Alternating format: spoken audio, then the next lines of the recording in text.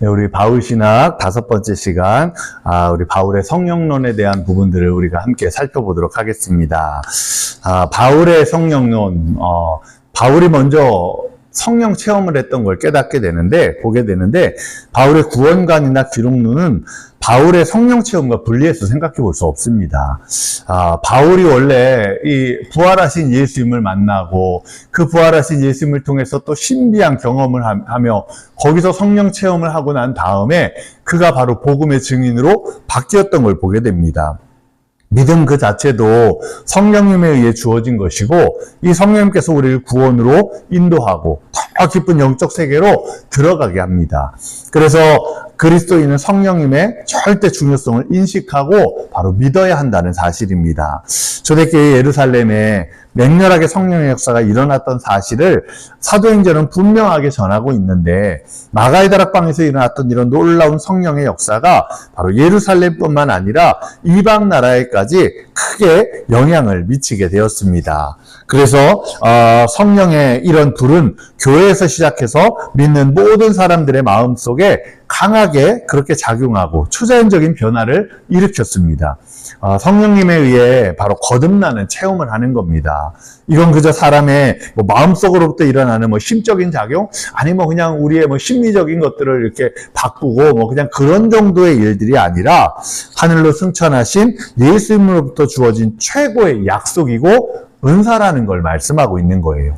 그래서 성령의 은사는 기쁨과 확신과 충만함을 우리에게 준다는 걸 여러분 기억하시기를 바랍니다. 이렇게 하늘로부터 내려온 인류의 최대 은사요, 선물이 바로 성령님입니다. 바울의 이런 성령 체험은 다메섹 도상에서부터 부활하신 그리스도로부터 사로잡힌 때부터 일어나게 되었는데, 이 체험은 바울이 단순히 감각적인 아닌 물질적인 이런 경험을 했던 것이 아니라 신비한 영적인 체험을 한 겁니다. 그러면서 거기에서 깊은 은혜 체험을 하고 그 예수 그리스도를 만나고 성령님을 통해서 변화받는 역사가 그 안에 일어나게 되었습니다. 그 체험이 영적 실제자이신 바로 그리스도에게로 사로잡히게 했고 더욱 주님 앞에 복음의 열정을 가지게 만들었다는 걸 깨닫게 됩니다. 이 열정은 어떻게 보면 이전에 가졌던 열정과는 조금 다른 열정이에요. 그전에는 자기를 드러내고 자기 의의를 나타내고 이런 열정이었다면 이제는 그 복음에 자기의 목숨까지도 아깝게 여기지 않는 그런 열정으로 변화받게 된 겁니다. 그래서 보십시오. 갈라디아 1장 16절 합독합니다. 그의 아들을 이방에 전하기 위하여 그를 내 속에 나타내시기를 기뻐하셨을 때에 내가 곧 혈육과 의논하지 아니하고, 아멘. 그가 부름받고 또한 이렇게 변화받고 그러고 나서 보세요. 이방에 전하기 위해 이제 이방의 복음을 전하는 이방의 사역자로 주님 부르셨습니다. 그런데 그때 어떡합니까? 곧 혈육과 의논하지 아니하고. 여러분, 대부분요, 우리 친척 아니면 형제, 부모, 이렇게 이런 일들을 의논하면요, 이거에 대해서, 야, 잘했다, 그래, 가라, 이렇게 하는 분들보다는, 왜 네가 꼭 가야 되냐? 너 말고는 없니? 너는 하지 말고, 다른 사람들도 있잖아. 이렇게 말하는 경우가 참 많습니다. 바울도 보세요. 바울도 내가 곧 혈육과 의논하지 아니하고. 이건 뭐예요? 하나님 앞에 이 모든 일 속에 자기를 막아서는 것들을 다 정말 이렇게 끊어내고 그가 복음의 일들 가운데 나아가게 되는 그 열정을 가지게 되는 은혜를 입었다고 말씀하고 있는 거예요.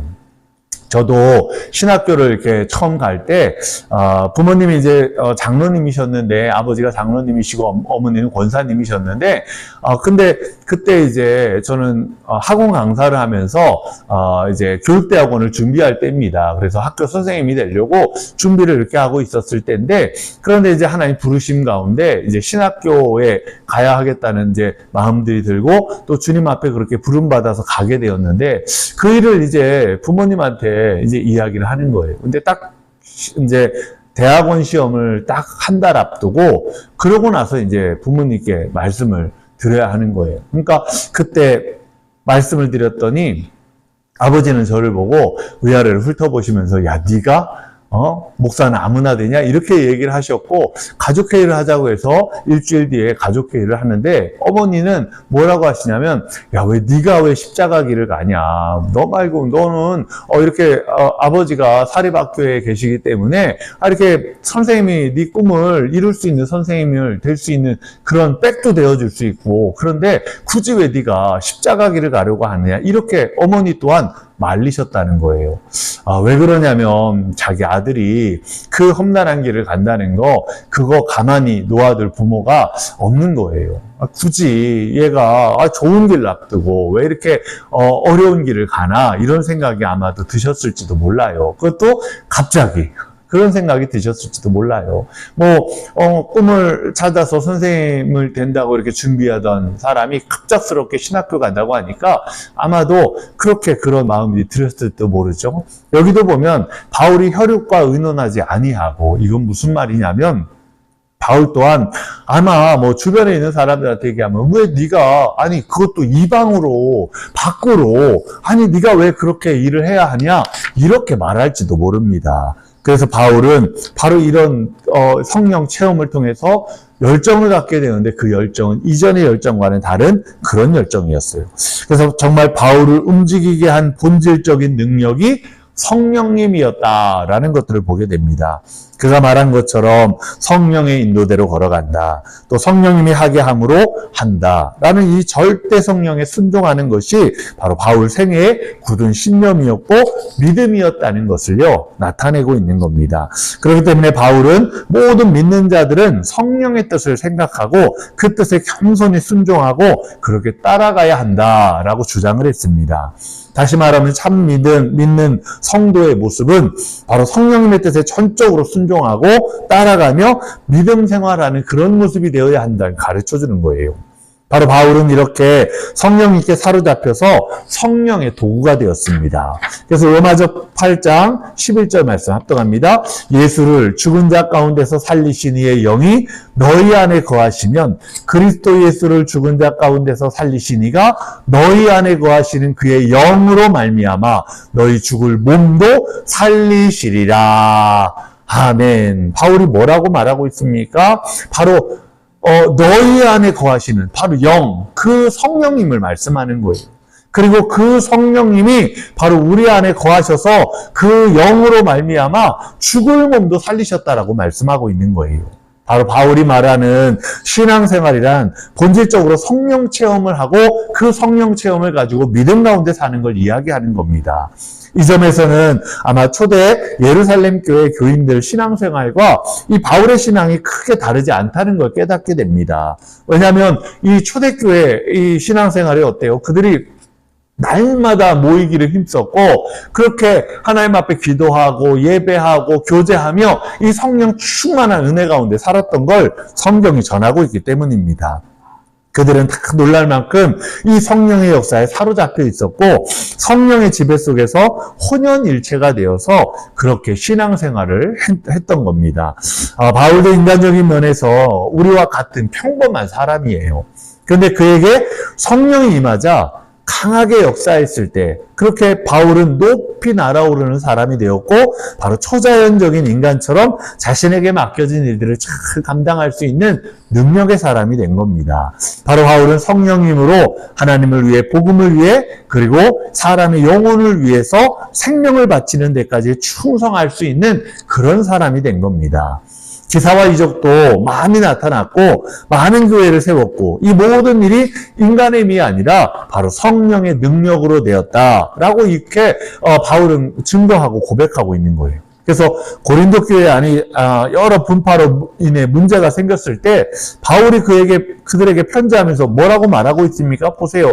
이렇게 말하고 있는 거예요. 합독합니다. 그런즉 아볼로는 무엇이며 바울은 무엇이냐? 그들은 주께서 각각 주신 대로 너희로 하여금 믿게 한 사역자들이니라. 나는 심었고 아볼로는 물을 주었으되 오직 하나님께서 자라나게 하셨나니 그런즉 심는 이나 물 주는 이는 아무것도 아니로되 오직 자라게 하시는 이는 하나님뿐이니라. 심는 이와 물 주는 이는 한 가지이나 각각 자기가 일한 대로 자기의 상을 받으리라. 아멘. 여러분, 바울이 이 모든 걸 누가 다 하셨다고 말씀하고 있어요? 바로 하나님께서 하셨다는 거예요. 더 엄밀히 말하면 바로 성령의 은혜 가운데, 그래서 한 성령을 통하여 이들에게 이 일을 일하게 하신, 그래서 지체가 되었다고 말씀하고요. 몸된, 머리 대신 예수 그리스도, 몸된 교회, 그리고 우리의 모든 이런 것들을 지체라고 말했어요. 그리고 우리는 한 성령으로 인하여 어떤 사람은 가르치는 은사를 주고, 어떤 사람에게는 정말 방언의 은사를 주고, 또 어떤 사람에게는 신유의 은사를 주고, 여러 가지 이런 은사들, 다시 말하면 한 성령님을 통하여 일하게 하셨다라고 말씀하고 있는 거예요. 그렇기 때문에 그 누구도 주님의 역사 속에 자기를 드러낼 수 없는 겁니다. 바울도 원래는 자기를 막 자랑했던 사람이, 내가 이런 열심히 있는 사람이고, 나는 바리새인 중에 바리새인이고, 로마 사람이고, 나는 유대인 중에 유대인이고, 정말 하나님 앞에 나는 의로운 자고, 자기를 그렇게 드러냈던 사람입니다. 그런 그가 성령 체험하고 나니까 달라져요. 뭐라고 하는 줄 아세요? 성령님 앞에 자기의 모든 걸 배설물로 여기는 거예요. 보세요. 합독하겠습니다. 그러나 무엇이든지 내게 유익하던 것을 내가 그리스도를 위하여 다 해로 여길 뿐더러 또한 모든 것을 해로 여김은 내 주 그리스도 예수를 아는 지식이 가장 고상하기 때문이라. 내가 그를 위하여 모든 것을 잃어버리고 배설물로 여김은 그리스도를 얻고 그 안에서 발견되려 함이니 내가 가진 의는 율법에서 난 것이 아니요 오직 그리스도를 믿음으로 말미암은 것이니 곧 믿음으로 하나님께로부터 난 의라. 아멘. 바울은 믿음으로 하나님께로부터 난 의라고 말씀하고 있어요. 그러면서 성령님으로 자신이 자랑하고 자신이 의로 여겼던 모든 걸 배설물로 여기고 버렸다라고 말하고 있는 거예요. 그리고 이제는 성령님을 따라 그렇게 주의 복음의 일꾼이 된 그의 모습을 깨닫게 됩니다. 두 번째는 성령님의 그런 본질이 뭐냐? 성경학자들은 이 성령님의 본질에 대해 여러 가지 견해를 말합니다. 먼저 하나님께로부터 내려온 능력으로 믿었지만 그 당시에 성령님을 비인격적인 것으로 말하는 사람도 있는가 하면 아니면 초감각적인 실존체라고 말하기도 했어요. 스토이크 학파에서는 불을 가지고 로고스를 표명했던 것처럼 어떤 형체를 가졌다라고 보기도 했는데 또 어떤 사람들은 신적 원리라고도 이렇게 말했고 하나님의 가마력이라고도 말했으며 신앙의 사회적 정신이라고 이렇게 정의하기도 했습니다. 바로 성령님에 대해 각양각색으로 이렇게 많은 생각들을 했던 걸 보게 돼요.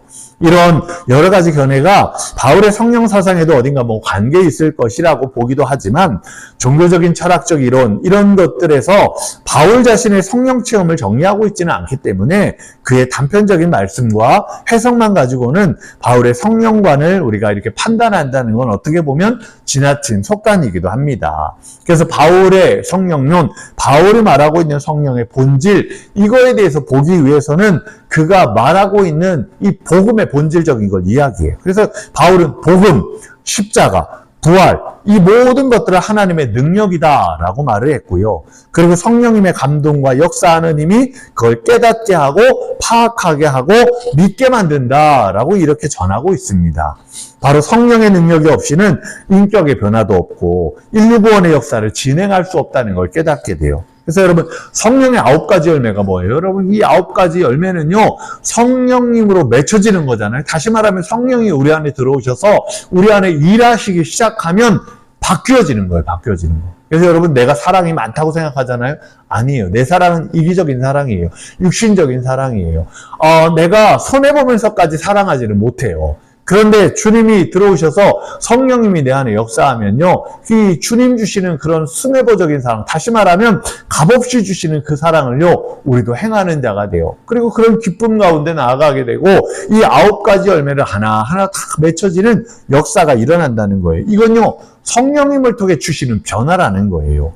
그래서 성령이 아니고서는 이런 인격적인 변화가 일어나지 않는다는 걸 깨닫습니다. 그래서 성령의 힘은 생명력, 또한 활동력 이렇게 이야기도 하고 단순한 초자연적인 힘일 뿐만 아니라 인격적으로 영적으로 변화를 주는 힘이라고 정의하기도 합니다.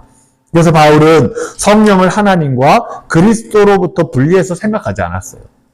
뭐 성령이 뭐냐, 또한 뭐 하나님이 누구시냐, 그리스도가 누구시냐, 이렇게 다 떨어뜨려 놓은 게 아니라 우리가 삼위일체로 말하잖아요. 하나님과 성령 하나님, 그 다음에 성자 예수님, 이 삼위일체는 하나라는 거예요. 하나. 띄워놓고는요, 생각할 수 없는 거예요. 각각이 같은 하나님이신데, 그런데 위격이 다른 거예요. 위격. 일하고 계시는 그런 일들이 다르다는 거예요. 그래서 이 일들을 분리해서 바울도 생각하지 않았습니다. 능력은 성령님으로부터 반드시 옵니다. 그리스도의 능력과 그리스도의 영이 평행하는 개념을 바울이 받아들여서 성령은 곧 그리스도의 영, 이렇게 말을 했고, 그리스도와 성령님과 떼어놓고 생각할 수 없는 그런 관계를 가진다라고 이야기를 했어요. 그래서 로마서 8장 9절 10절 합독합니다. 만일 너희 속에 하나님의 영이 거하시면 너희가 육신에 있지 아니하고 영에 있나니, 누구든지 그리스도의 영이 없으면 그리스도의 사람이 아니라, 또 그리스도께서 너희 안에 계시면 몸은 죄로 말미암아 죽은 것이나 영은 의로 말미암아 살아있는 것이니라. 아멘. 여기 말씀하고 있는 것처럼 하나님의 영은 그리스도의 영이다, 이렇게 말씀하고, 그 그리스도의 영은 성령님을 통해 그리스도를 증명하고 보여준다고 말씀하는 거예요. 그래서 고린도후서 3장 17절 18절 합독합니다. 주는 영이시니 주의 영이 계신 곳에는 자유가 있느니라. 우리가 다 수건을 벗은 얼굴로 거울을 보는 것 같이 주의 영광을 보매 그와 같은 형상으로 변화하여 영광에서 영광에 이르니 곧 주의 영으로 말미암음이니라.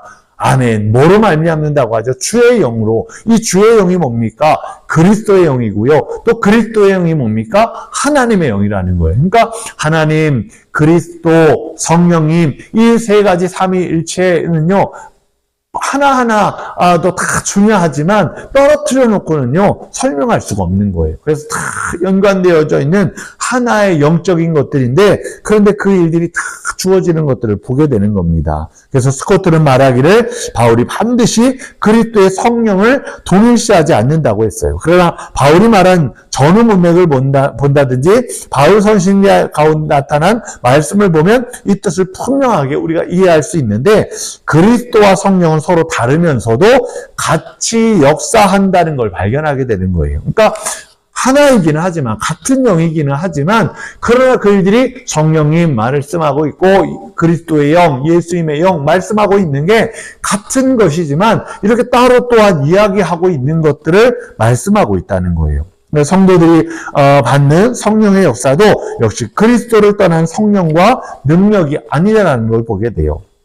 성령은 그리스도의 영이고 그리스도로 말미암아 나타난 영이기 때문에 떨어뜨려 놓고 살펴볼 수가 없는 겁니다. 그래서 갈라디아 4장 6절 합독합니다. 너희가 아들임으로 하나님이 그 아들의 영을 우리 마음 가운데 보내사 아빠, 아버지라 부르게 하셨느니라. 아멘. 여러분, 우리가 하나님을 아버지라고 부르는 게 은혜예요. 하나님을 아버지라고 부를 수 있는 건 성령님이 우리 안에 내주하고 계시기 때문에 그렇게 고백할 수 있는 거예요. 왜냐? 이 일들이 당연시 되는 게 아니라는 거예요. 성령님이 아버지 되시고 이 아버지 되신 하나님을 증거하고 드러내고 우리에게 확신을 주는 은혜가 되기 때문이에요. 그래서 바울은 이 예수 그리스도의 성령이 내 구원에 이르게 하는 유일한 방법이 된다라고 이렇게 빌립보서 1장 19절에 말씀했어요. 이것이 너희의 간구와 예수 그리스도의 성령의 도우심으로 나를 구원에 이르게 할 줄 아는 고로. 아멘. 그리스도의 성령의 도우심으로 우리가 구원에 이르게 할 줄 안다고 말하는 거예요. 그러니까 성령님이 아니고서는요, 우리가 이 일을 알지 못하고 깨닫지 못하는 경우가 참 많은 겁니다. 성령을 또한 고린도전서 12장 13절 말씀에 보면 우리가 유대인이나 헬라인이나 종이나 자유인이나 다 한 성령으로 세례를 받아 한 몸이 되었고 또 한 성령을 마시게 하셨느니라.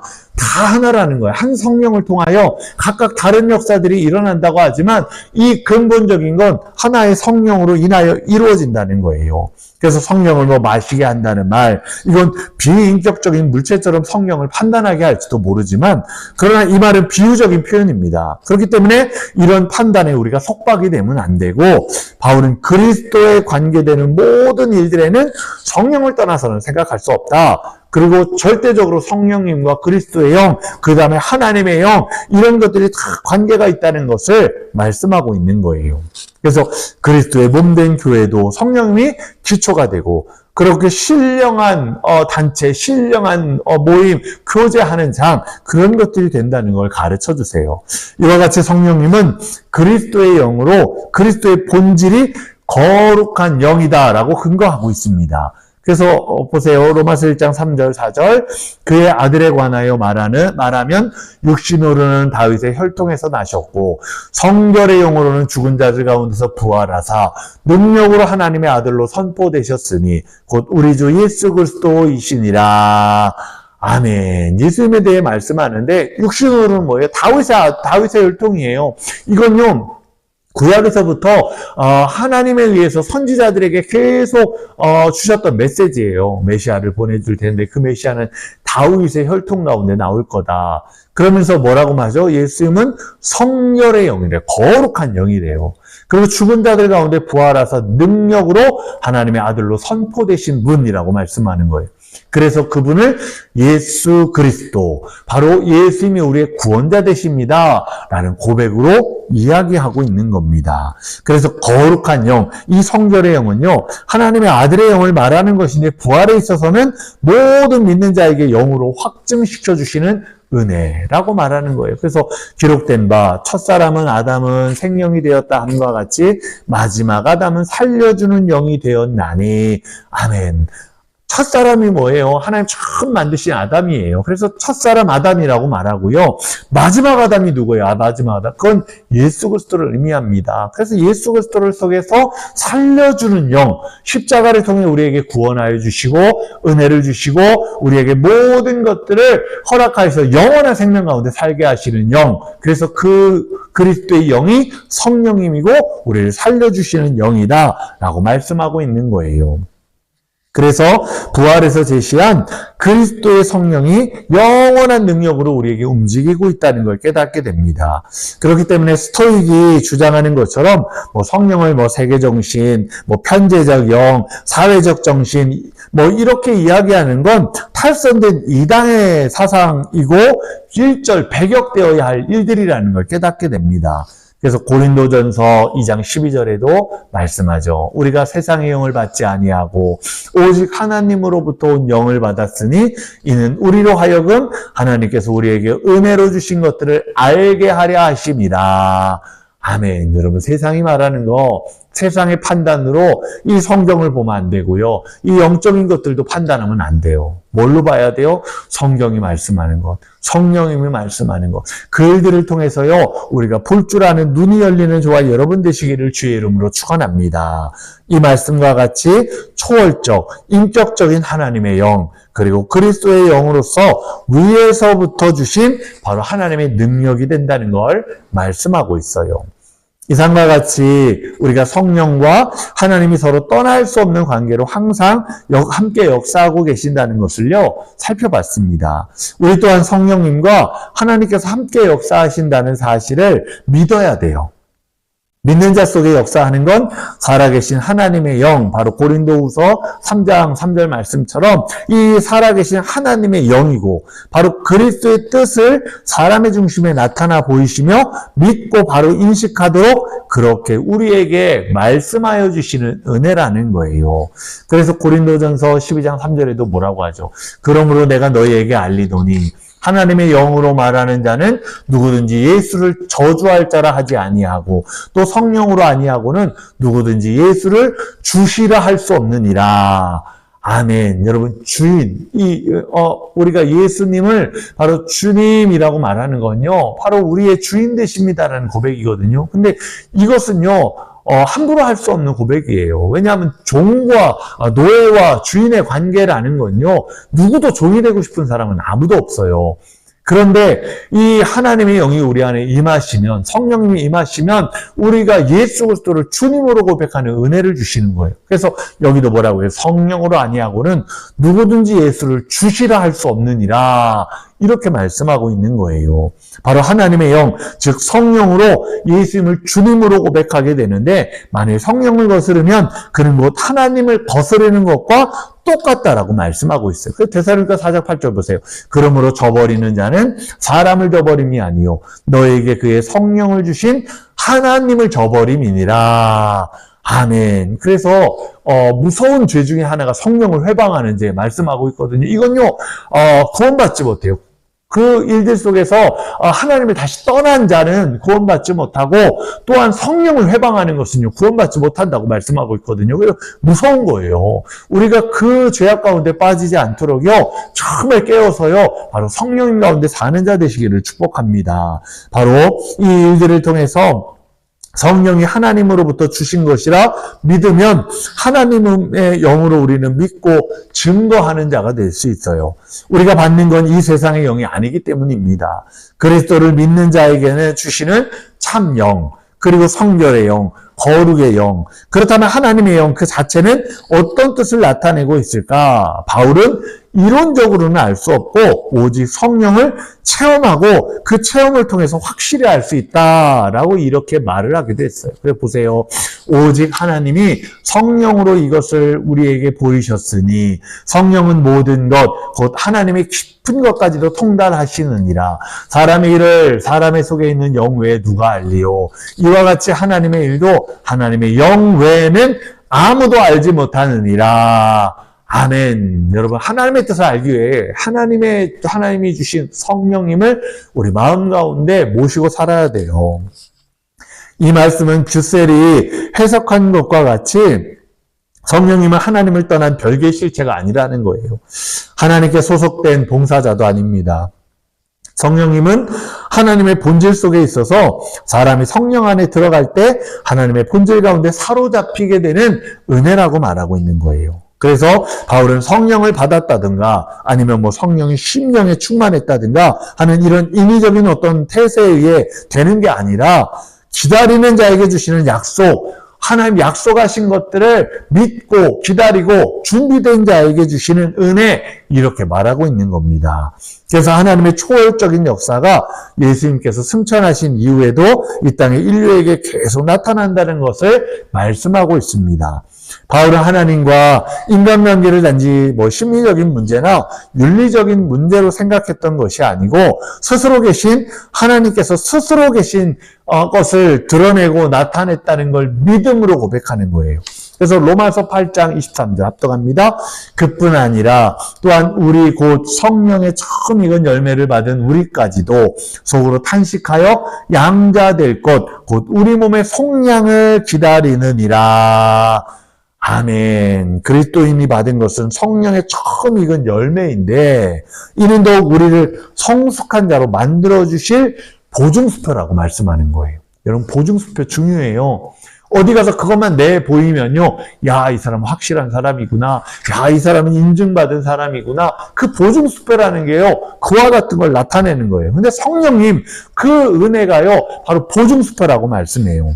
또 보세요. 에베소서 1장 13절 14절 그 안에서 너희도 진리의 말씀 곧 너희의 구원의 복음을 듣고 그 안에서 또한 믿어 약속의 성령으로 인치심을 받았으니 이는 우리의 기업의 보증이 되사 그 얻으신 것을 속량하시고 그의 영광을 찬송하게 하려 하심이라.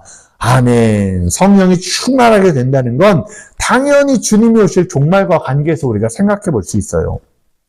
세상 끝날 마지막 때에 더 성령이 갑절이나 부어주신다라는 말씀들, 남종과 여종에게 물 붓듯 부어주신다는 약속, 마지막 환난 때에 성령 받지 못하면 어려운 환난을 극복할 수 없고 우리 믿음도 지킬 수 없다는 걸 이야기해요. 그래서 마태복음 말씀에는 그러므로 내가 너에게 이르노니 사람에 대한 모든 죄와 모독은 사하심을 얻되 성령을 모독하는 것은 사하심을 얻지 못하겠고 또 누구든지 말로 인자를 거역하면 사하심을 얻되 누구든지 말로 성령을 거역하면 이 세상과 오늘 세상에서도 사하심을 얻지 못하리라. 아멘. 그래서 여러분, 우리가 성령을 거역하면 안 돼요. 성령을 회방하면 안 돼요. 이게 참 무서운 죄라는 거예요. 그래서 여러분, 모독하지 않고 거역하지 않기 위해서 제대로 알아야 되죠. 그 성령을 모시고 살아야 되죠. 그래서 성령님을 아는 것이 중요하고요. 그 성령 안에 사는 게 중요한 겁니다. 세 번째는 그럼 성령의 역사가 뭐냐? 바울은 이 성령의 역사의 궁극적 목적은 구원에 있다는 걸 강조했습니다. 구원으로 인도하는 힘이 성령님이시기 때문이에요. 구원은 처음부터 마지막까지 성령님과 관계를 가지고 있는데 이 성령님의 역사는 구원받은 자의 생활과 신앙을 바르고 온전하게 나타내기 때문입니다. 이 절대자 되시는 하나님께서 그리스도의 십자가, 그 부활의 은총, 전 인류의 구원의 완성을 행하셨어요. 영원한 진리가, 역사적 진리가 되는 건 바로 성령의 은혜 때문이라는 거예요. 그 보세요. 고린도전서 2장 9절에서 12절까지 길게 적어놓고 있는데 우리가 한번 읽어봅니다. 기록된 바 하나님이 자기를 사랑하는 자들을 위하여 예비하신 모든 것은 눈으로 보지 못하고 귀로 듣지 못하고 사람의 마음으로 생각하지 못하였다 함과 같으니라. 오직 하나님이 성령으로 이것을 우리에게 보이셨으니 성령은 모든 것 곧 하나님의 깊은 것까지 통달하시느니라. 사람의 일을 사람의 속에 있는 영 외에 누가 알리요. 이와 같이 하나님의 일도 하나님의 영 외에는 아무도 알지 못하느니라. 우리가 세상의 영을 받지 아니하고 오직 하나님으로부터 온 영을 받았으니 이는 우리로 하여금 하나님께서 우리에게 은혜로 주신 것들을 알게 하려 하심이라. 아멘. 바울은 하나님에 대한 바른 인식, 믿음, 성령의 역사 없이는 불가능하다라고 말하고 있는 거예요. 여기 보세요. 여기도 뭐라고 해요? 오직 하나님이 성령으로 이것을 우리에게 보이셨다는 거예요. 우리는 모든 것을 눈으로 보지 못하고 귀로 듣지 못하고 마음으로 생각하지 못해요. 우리의 삶은요, 우리의 능력은요, 그게 안 돼요. 알지 못해요. 근데 성령님을 통해서 깨닫게 되는 거예요. 이 영적인 눈이 열리는 거고요. 영적인 귀가 열리는 거고요. 또한 우리의 삶에도요, 보이지 않던 것들이 보이는 역사가 일어나게 되는 거예요.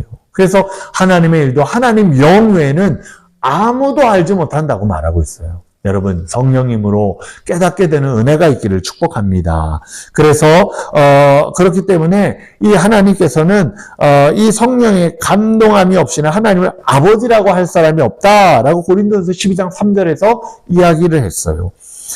그렇기 때문에 하나님께서 은사로 주신 그리스도와 그 구원도 성령을 통하지 않고서는요, 알 도리가 없는 거예요. 다시 말하면 성령을 통해서 보여주시는 계시만이 진리와 믿음을 준다는 걸 여러분 기억하시기를 바랍니다. 인간의 지식이 아무리 통달해도 성령의 감동, 감화 없이는 진리를 깨달을 수 없고 또한 바로 구속신앙을 가질 수도 없는 거예요. 그래서 물론 우리가 성령님에 대해서 알아야 되죠. 성령의 본질적인 걸 이야기해야 되죠. 그러나 바울은 뭐라고 하냐, 체험을 통해 그게 주어진다는 걸 이야기하는 거예요. 예전에 유기성 목사님이 그런 이야기를 하는 걸, 설교 중에 하는 걸 들었어요.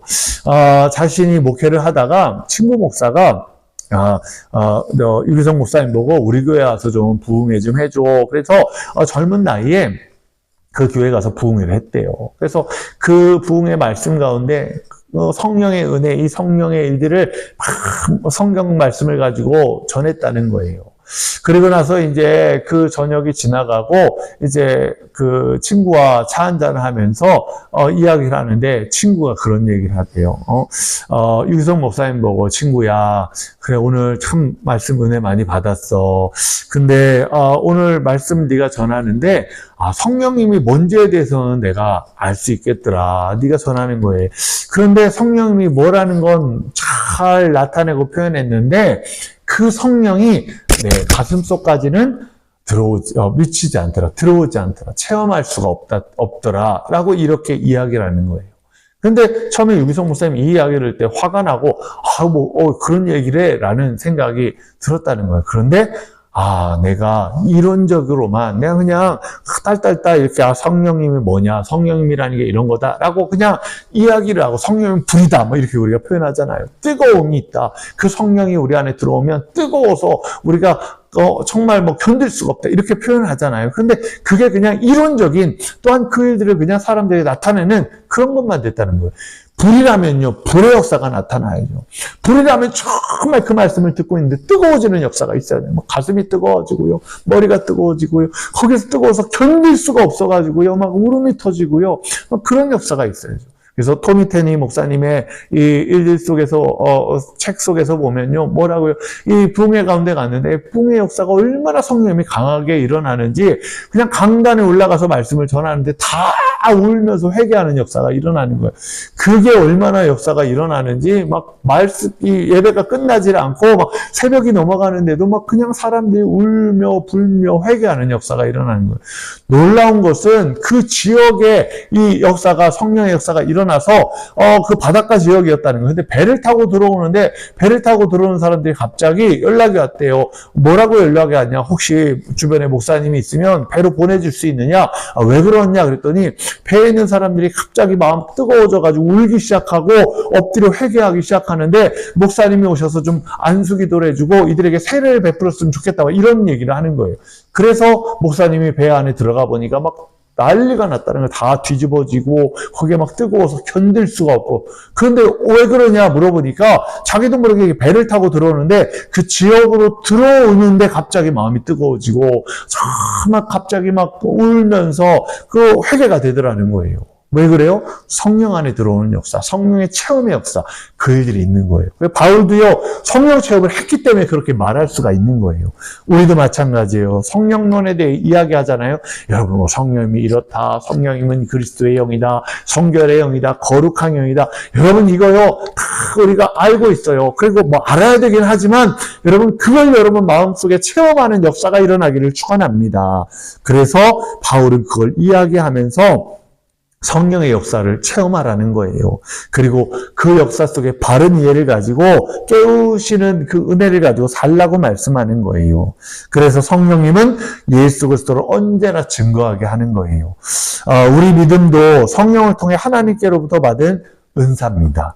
그래서 성령의 역사가 나타날 때에는 우리가 복종하고 따라가야 합니다. 만일 그렇게 하지 못할 때는 우리 속에 믿음이 존재할 수 없기 때문이라는 거예요. 이스라엘 백성들의 불신앙, 그들에게 주어진 성령을 거부했기 때문에 일어났던 현상이었어요. 그래서 보세요. 갈라디아서 5장 25절, 만일 우리가 성령으로 살면 또한 성령으로 행할지니. 아멘. 이건 무슨 말이에요? 성령으로 행하지 않으면요, 성령으로 살 수 없는 거예요. 또한 로마서 8장 11절, 예수를 죽은 자 가운데서 살리신 이의 영이 너희 안에 거하시면, 그리스도 예수를 죽은 자 가운데서 살리신 이가 너희 안에 거하시는 그의 영으로 말미암아 너희 죽을 몸도 살리시리라. 할렐루야. 여러분, 우리가 영원히 살게 되는 은혜를 이 성령님을 통해 깨닫게 하는 거예요. 예수 그리스도가 이루어 주셨어요. 근데 그 이루어 주신 걸 깨닫고 알게 하는 게 성령님이세요. 그래서 그걸 믿게 하는 은혜의 역사가 있는 거예요. 그래서 예수를 죽은 자 가운데 살리신 이의 영이 너희 안에 거하시면, 여러분 성령을 체험하고 성령님이 우리 안에 거하시는 역사가 있기를 축복합니다. 그래서 성령 안에 있고 성령의 인도대로 걸어가는 생활이라는 건요, 곧 그리스도 안에서 사는 생활입니다. 성령 안에 있는 자, 그리스도에게 있는 자, 이 두 가지 표현법에 있어서 바울의 경험상 언어로 구별할 수 없는 신앙 체험을 이야기해요. 로마서 8장 9절 말씀 이하를 보면요, 이걸 잘 표현해 주는데 뭐라고 표현해 주냐? 만일 너희 속에 하나님의 영이 거하시면 너희가 육신에 있지 아니하고. 뭐예요? 여러분, 하나님의 영이 거하면 우리가 육신적으로 살지 못해요. 그래서 믿음 가운데 살게 되면요, 다 이제는요, 하나님 싫어하는 일이요, 머리가 아파요. 머리가 아파. 다 정말 그런 일들이 싫어지는 거예요. 그래서 그런 일들에 가기도 싫고요, 거기에 있기도 싫어져요. 왜요? 우리 안에 있는 성령님이 싫어한다는 걸 우리가 느끼기 때문이에요. 깨닫게 되는 거예요. 그래서 바로 만일 너희 속에 하나님의 영이 거하시면 말씀하고 있는 거예요. 누구든지 그리스도의 영이 없으면 그리스도의 사람이 아니라고까지 말씀했어요. 또 그리스도께서 너희 안에 계시면 몸은 죄로 말미암아 죽은 것이지만 영은 의로 말미암아 살아있는 것이니라. 할렐루야. 아멘. 여러분, 살아있는 역사, 우리가 주님으로 말미암아 바로 이렇게 나아가는 은혜가 있기를 축복합니다. 그래서 우리가 성령의 내주하심에 대한 생각을 이렇게 할 때 정말 그 내주하심, 그것이 성령 체험, 성령의 은혜 가운데 사는 것, 이것들을 깨닫게 돼요. 이제까지는 가끔 뭐 내재신이 따로 있어서 우리 속에 운동한다 이렇게 생각을 했던 경우도 있어요. 이런 생각에 창조자와 피조물의 구별을 애매하게 하기도 했습니다. 한때 뭐 범신론적인 내재 사상을 잘못 깨닫게 한 일도 있었습니다. 뭐 내재신이란 말은 속 사람의 변화를 말하는지 알 수가 없지만 기독교에서 성령의 내주하심은 그 뜻이 내가 성령에 점령되는 거예요. 성령이 나를 주관하는 거예요. 성령이 나를 이끌고 가는 거예요. 그런 걸 의미합니다. 성령이 말하게 함으로 말하고 행하게 함으로 행하며 순종하고 고백하고 나를 온전히 맡기고 또 따라가는 생활이 되는 것이 성령의 점령당한 자, 성령의 바로 내주하심으로 살아가는 자, 그렇게 말할 수 있는 거예요. 그저 뭐 따로 떨어져 가끔 내 속에 있는 분이 아니라 우리 속에 함께 계심으로 우리의 모든 기준이 되는 은혜가 바로 성령님의 내주하심이라는 걸 여러분 기억하시기를 바랍니다. 또한 성령의 역사는 구원에 대해 가장 본질적인 관계를 가지는데 성령님은 각 개인의 신앙생활에서 아주 중요한 은사의 근원이 된다는 거예요. 그래서 보세요. 고린도서 12장 7절에 11절 각 사람에게 성령을 나타내심은 유익하게 하려 하심이라.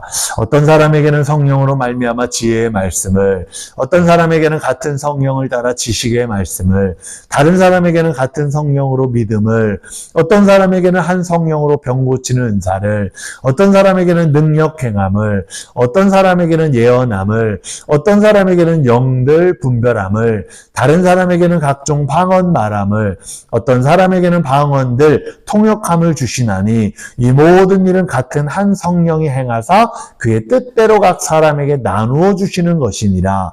몸은 하나인데 많은 지체가 있고 몸의 지체가 많으나 한 몸인과 같이 그리스도도 그러하니라. 아멘. 이렇게 바울이 말했던 건 교회에서 제가 그렇게 종교적인 재능을 가지고 자랑하는 일들이 많았기 때문에 하나님께서 주신 은사에 대해 역설했어요. 무슨 말이냐? 야, 너희들이 가지고 있는 은사, 주신 것들, 이거 다 한 몸 이루는 지체되어서 다 연결되어진 거다. 하나를 이루는 거다. 주신 분이 누구냐? 성령님이라는 거예요. 그래서 참 성령의 역사는 교만하지 않고 자랑하지 않고 하나님 영광을 드러내는 교회의 덕이 된다고 말씀했어요. 그리스도인들의 지혜나 예언이나 방언, 기적이 성령을 통해 나타난 것이면 불순한 인간적인 조작이 들어갈 수 없다고 말하고 있는 거예요. 은사는 날 때부터 본성으로 준 것이 아닙니다. 그래서 어떤 사람들이 처음부터 가지고 있었던 그걸 뭐 달란트라고 해요. 달란트가 은사가 아니에요. 그건 잘하는 거예요. 하나님 주신 달란트예요. 그에게 절대자 하나님께서 거룩한 경륜과 뜻에 따라 능력을 주시는데 그 능력을 통하여 우리가 행함이 달라져요. 그 능력을 통하여 이제 성령의 역사 가운데 들어가요. 그렇기 때문에 감사함으로 받고 하나님 영광을 위해 은사를 나타내라고 말씀했어요. 그래서 사도 바울은 더욱 큰 은사를 받기 위해 그걸 사모해라 라고 이렇게 말씀하기도 했습니다. 여러분 사모하세요. 은사를 사모해야 돼요. 다 드러내고 다 내 영광 나타내려고 사모하는 게 아니에요. 교회에 덕을 세운다고 했거든요. 하나님의 나라를 이루기 위하여 라고 말씀했거든요. 은사가 있어야 돼요. 하나님 주신 일들, 능력이 있어야 되잖아요. 하나님의 일들을 감당해야 되잖아요. 그러기 위해서는 여러분 은사를요, 성령 체험을 통해 다 받는 자 되시기를 축복합니다.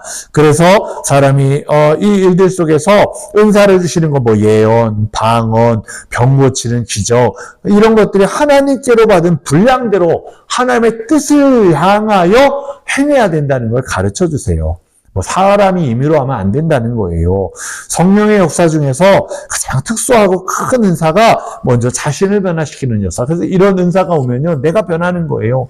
내가 먼저 그 은사 속에요 쓰임 받을 수 있도록 하나님의 도구가 되는 거예요. 바울 보세요. 바울 처음엔 자기를 자랑했죠. 자기 의로 살았죠. 근데 성령 체험을 하고 나서 성령의 은혜 아래 살고 나서 성령의 능력 안에 살고 나서 바뀌는 거예요. 이제는 내가 그리스도를 믿는 믿음 안에 삽니다. 바울이 그렇게 고백하는 거예요. 왜요? 바로 그와 같이 그가 이전 것은 지나가고 다 새 것이 되었다라고 그렇게 고백하고 있기 때문이에요. 여러분, 오늘 저와 여러분이요, 이전 것은 지나가고 다 새 것이 되는 역사 가운데 하나님 앞에 나가는 저와 여러분 되시기를 축복합니다. 네 번째는 성령과 도덕적인 우리가 생활에 대해서 살펴볼 수 있어요. 신앙생활이 성령님의 감동 없이는 불가능합니다. 내가 믿는다 이런 고백이나 행동에 있어서 성령님이 함께 하신다는 것을 믿는 사람은요, 성령의 역사를 자신의 내면과 생활 속에서 순종하며 따라가는 거예요. 그러니까 내가 믿는다는 게 아니에요.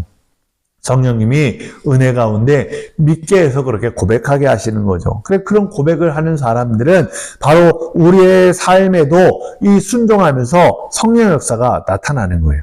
하나님을 아버지로 믿고 십자가에 달리신 예수 그리스도를 구속의 주로 믿게 하시는 그 역사가 성령님이 아니면 안 된다는 걸 말씀합니다. 그래서 성령님은 능력으로 믿는 사람들의 마음으로 생활을 주장하게 하세요.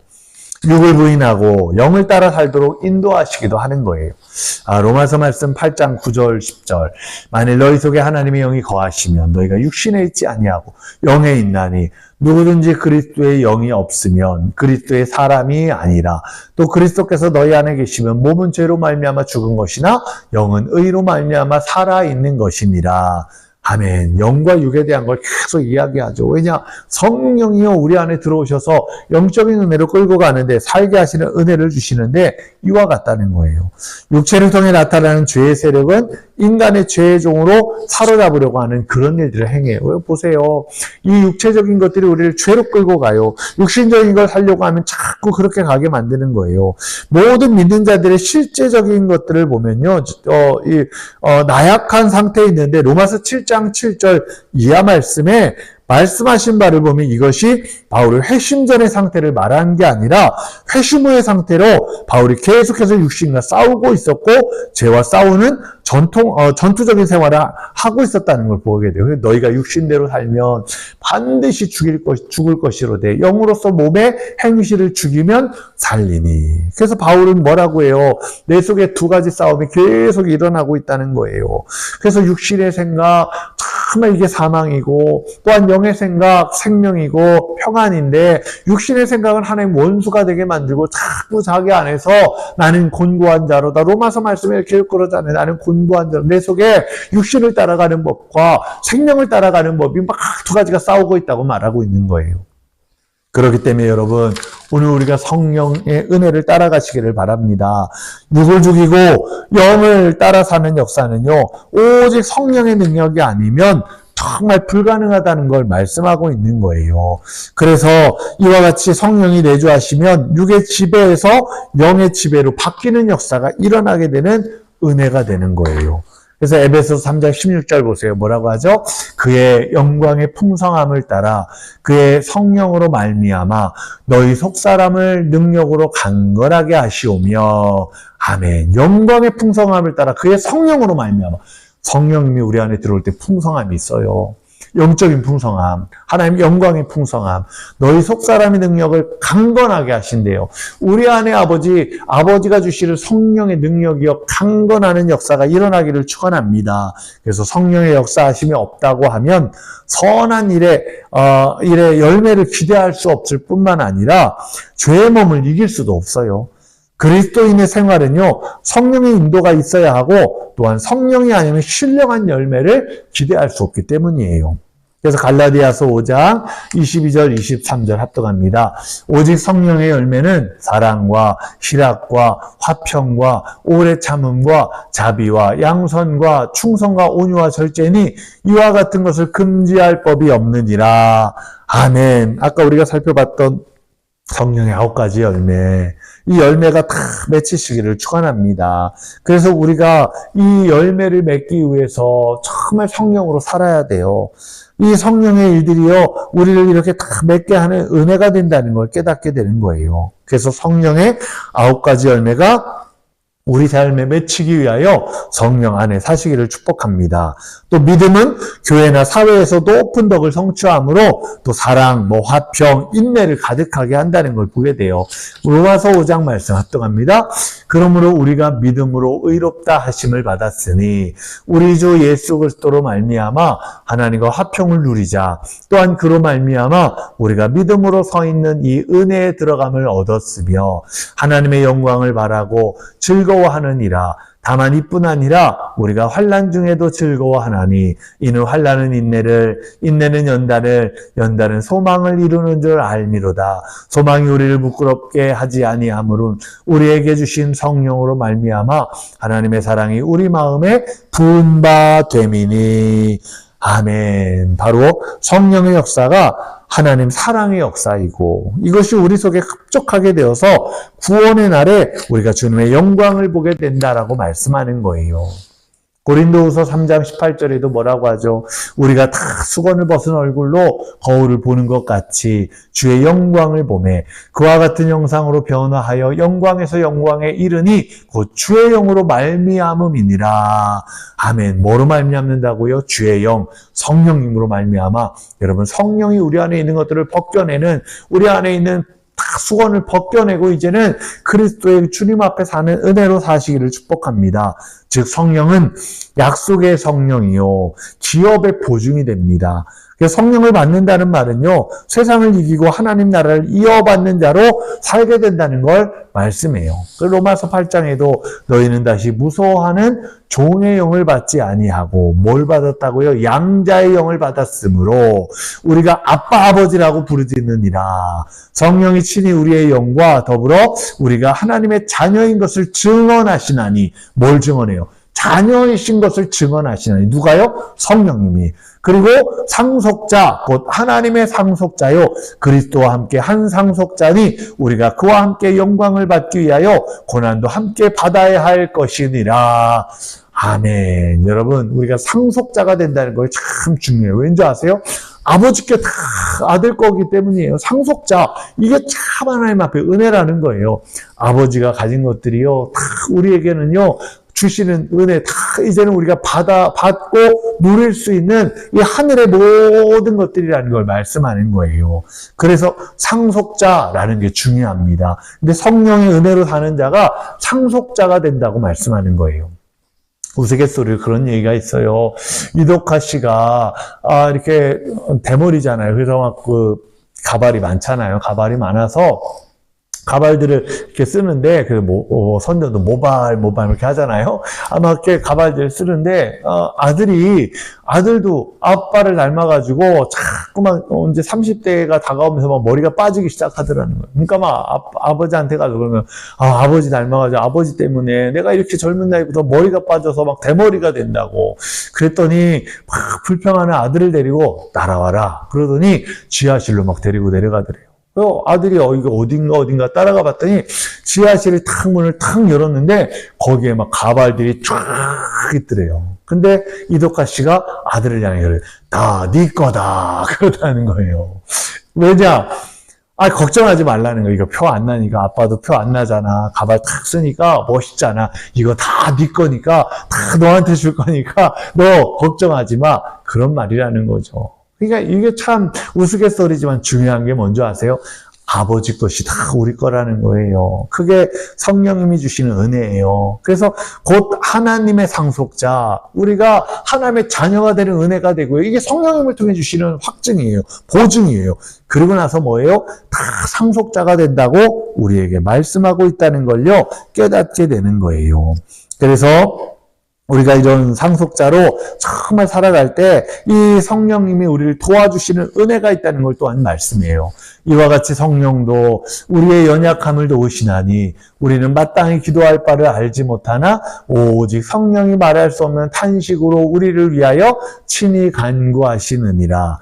마음을 살피시는 이가 성령의 생각을 아시나니 이는 성령이 하나님의 뜻대로 성도를 위하여 간구하심이라.